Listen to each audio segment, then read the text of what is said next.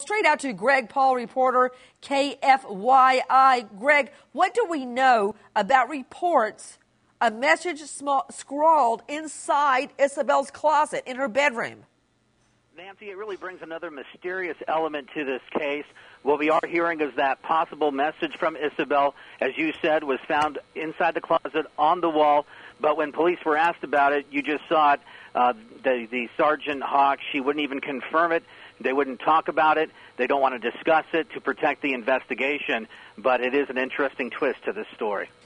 Joining me right now is a close friend of the Celis family, Joe Vega, who is a friend of Isabel's father and mother. Joe, did you have any idea that CPS, Child Protective Services, have been in the Celis home already? No, today was the first I've heard of it. Now, Joe, you believe that the Celises are your friends and that Sergio Celis is a very close friend, do you not? Yes. And up until this point, you have been unwavering. You have supported him fully. Now that you know Child Protective Services has already been called to the home before this, does that change your opinion in any way? No, it doesn't. I don't know why Child Protective Services was called. Could be a number of reasons. Who knows who called? Could be a neighbor. When you say, Joe, we don't know the situation, but I do know the family. When you say Child Protective Services could have been called for a number of reasons, what are the reasons with which you are familiar that Child Protective Services are called into a home? Well, yeah, mainly for abuse, things like that, but we don't know who called. What if it's a neighbor where the kids were playing outside too loud and the neighbors called for something like that? You know, I don't have the facts. I just heard about this today. I don't have the facts, but I do know the family, and I know how close the family is. So until I hear something definitive on why CPS was called, my feelings of the family do not change. Mr. Vega, have you been in the family home before? No, I have not. What did Mr. Celis, Sergio Celis, say to you regarding his phone lines being monitored? He didn't say anything to me. I spoke with him the other night to let him know how his son did at our Little League game. And all he told me was, I'm sorry, I can't talk that long. I need to get off the phone. And I didn't ask him why. I'm not gonna grill my friend. He's going through enough right now.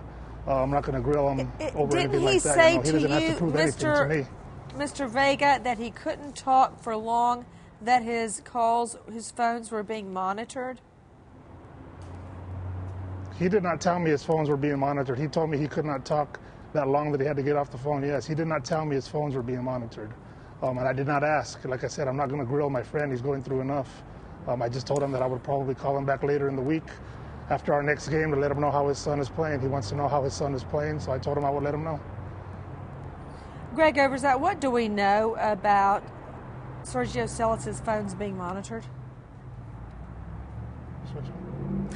Well, Nancy, all we know is that the other night when Mr. Vega did speak to Sergio, he did say that, he had to keep it short. He did relay a message to Joe for his son, but other than that, he just had to keep it short.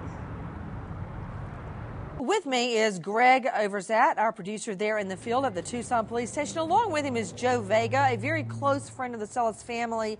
Greg Overzat, do you recall speaking with Joe Vega yesterday and sending me a summary of that phone conversation around 5 p.m. your time? Yes, no?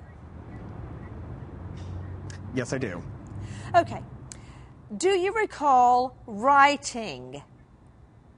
Joe Vega says that Celis says his calls are being monitored and he has to keep his calls short. I am quoting. Do you recall making that statement, Greg? Yes. Have I refreshed your recollection? You have, and Mr. Vega and I have discussed it to clarify, and we believe that it is actually Joe Vega right here who believes that the calls are being monitored. The words may not have explicitly come out of Sergio's mouth to him, but the understanding was that the reasoning for his short phone calls was the presumption that they could be monitored. I'm glad you cleared that up, Greg Overzat. Thank you very much. So, Mr. Vega, why did you get the impression that Celis' phone calls, Daddy's calls, are being monitored by police? Oh, I don't know who they're being monitored by or if they're being monitored. He never used the word monitor with me.